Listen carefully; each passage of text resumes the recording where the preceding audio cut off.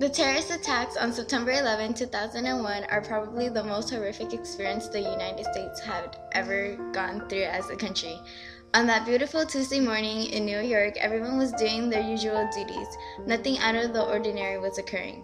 That is until 8:45 a.m. when a jetliner hijacked by a terrorist organization, Al-Qaeda, intensely crashed into the North Tower of the World Trade Center. As soon as it occurred, people by the hundreds were either trapped in the building or was dead. The people of New York were in disbelief. It seemed unreal. The country first assumed the crash was simply an accident until 18 minutes later when another jetliner crashed into the South Tower. At that point, the country knew it was no accident. The United States was undergoing a terrorist attack. People were going insane. Panic, fear, sadness, and terror were in the air. People thought that the attacks ended there. However, they continued. Well, first of all, I would say that for this generation or people living today, 9/11 had the same impact or similar impacts on us as Pearl Harbor did on the generation that preceded it. It was a cataclysmic event. There's no arguing that it's the most traumatic event that's occurred in my life, and I'm old enough to remember the assassinations of President Kennedy, Martin Luther King, and the Vietnam War. And all of those things combined, I don't think approach the hideousness of what happened on 9/11. My own experience was this. I was a contract reporter for CNN working in Sacramento when 9/11 occurred.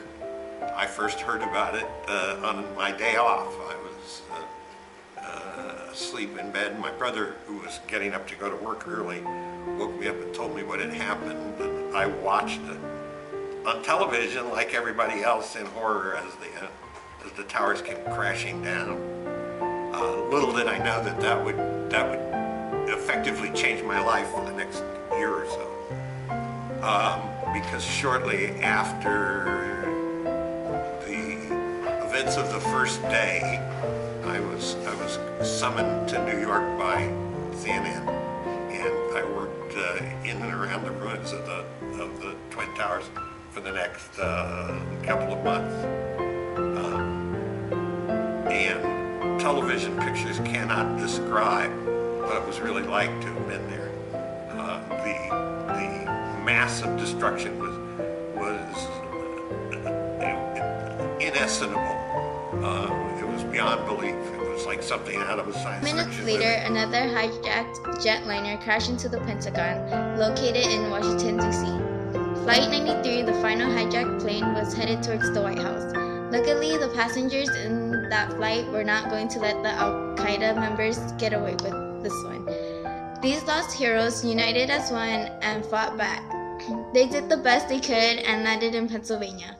Meanwhile, the recently elected president, George W. Bush, was in an elementary school in Florida, reading for a group of young kids. Once he got the news, he immediately gave a countrywide address, giving his condolence and positive thoughts to the victims of the lost ones. He safely reached the White House that afternoon at 7 p.m. George Bush then released the statement at 9 p.m. This is a day when all Americans from every walk of life unite in our resolve for justice and peace. America has stood down enemies before, and we will do so this time. None of us will ever forget this day, yet we go forward to defend freedom and all that is good and just in our world. Thank you. Good night, and God bless America. So, what is your opinion on those who sacrificed their lives on one of the planes that were hijacked? I think that was probably the ultimate sacrifice that anybody could make for their country. They were innocent victims who were just on a plane going somewhere for their jobs or for pleasure, and wound up caught up in this whole thing. If you were the president, what would you have done? Because for George W. Bush, he went to war. He decided to go to war. What would you have done? I think probably after the country had been attacked in that manner, but I think probably war was pretty much the only option. I don't think we could have allowed that to happen and not done anything.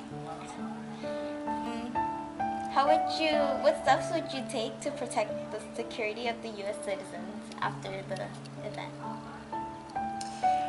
I don't know. I'm not quite sure how to answer that one. I think a lot of what they did kind of went overboard, especially with the TSA in terms of the airport safety, because I think a lot of it wound up. What's the word I want to use?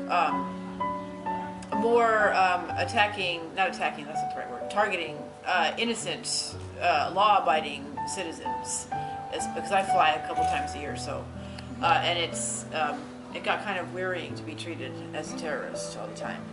So I don't know what the answer is, though. I think it's. I'm sure he had a difficult choice to make. Yes.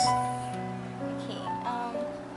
How did you react when you first heard about the Twin Towers? I was totally shocked. Totally shocked. I remember I was at home getting ready to come to school, and just seeing it on the news that we'd been attacked, and that was just I had never happened before in my lifetime, and I was completely totally shocked.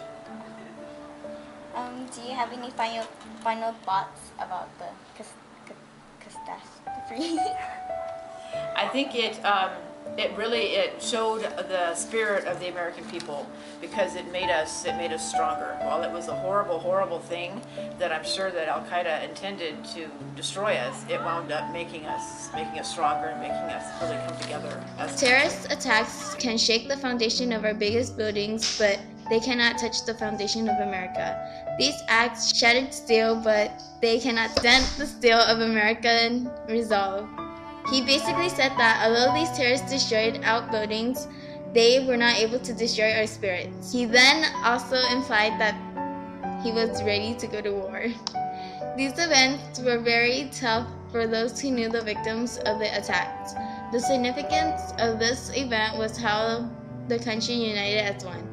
Everyone set their differences aside and came together to get over this tough period of time. After these tragic incidents, many memorials were created in honor of the attack victims.